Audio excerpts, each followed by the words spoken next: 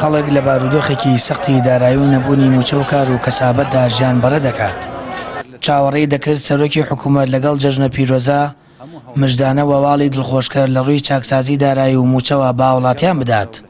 بەڵام پەیامەکەی نەک دڵی خەڵکو و موچەخۆرانی خۆش نەکرد، بە پێچەوانەوە خەڵکو و فەرمانبەرانی زیاتر نیگەران کرد. لە ڕاستیە لە سەروبەندی بۆنەکانە لە جەژن و بۆنە نیشتیمانی و نەتەوەییەکانە بەرپرسانی وڵات، سەرۆکی حکوومەت، سەرۆک کۆمار لە وڵاتانی ترا یەنە سەر تەلەڤیزیۆن و یەنە ڕاگەیاندنەکان و مژدەیەکی گەورە و جیاوازە دەنە خەڵکو و ئومێدێکە بەخشن بەو خەڵکە بۆی جەژنێکی خۆش بۆی بۆنەیەکی خۆش بەڕێ بکەن. بەڵام بەداخەوە ئێمە شەوی ڕابردوو وتارێکمان بینی پڕ لە ناومێدی، وتارێک بەڕاستی مژدانەکانی ئەوەندە بەهێز بوون هەمومانی بە تەواوی ناومێد کرد.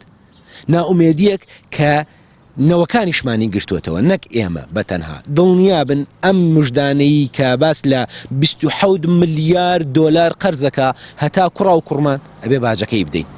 ئێمە گوناهمان چی بوو؟ ئاوا بوو. ئەم بەڕێزە کە جەنابی سەرۆکی حکوومەتە نهاتایەتە سەر تەلەڤیزیۆن کەس گلەیی لێ نەکرد، بەڵام ئێستا هاتووە ئەمە باروواکەی بوو خۆزگانە هاتایە. حکوومەتی هەرێم خاوەنی هیچ یەدەگ و پاشکەوتێکی دارایی نییە. هەرچەندە پەیامەکەی سەرۆکی حکوومەت هیچ شتێکی نوێی بۆ خەڵک تێدا نەبوو، بە ڕاشکاوی ئەوەشی ئاشکرا کرد. باری لار و چەوتی کابینەکەی پێش و پێویستی بە کاتی زیاتر هەیە بۆ ڕاستکردنەوە. ئەو کات وتیشی حکوومەت 27 ملیار دۆلار قەرزارە، هاوڵاتیەکیش بەتەنزەوە لە ئاکاونتی خۆی نووسیوێتی حکوومەت نەوتی کڕیوایان فرۆشتوێتی. ئەم شێوازە بە وتارانە هیچ لە معاناتی خەڵک ناگۆڕێەوە، هیچیش لە کەم و کورتەکانی حکوومەت و دەسەڵات کەم ناکاتەوە، بەڵکو زیاتر هاوڵاتی تێگا کە بیر لە شێوازی تر بکاتەوە بۆی ژیانی خۆی ڕێکخاتەوە، ژیانی خۆی چاکات.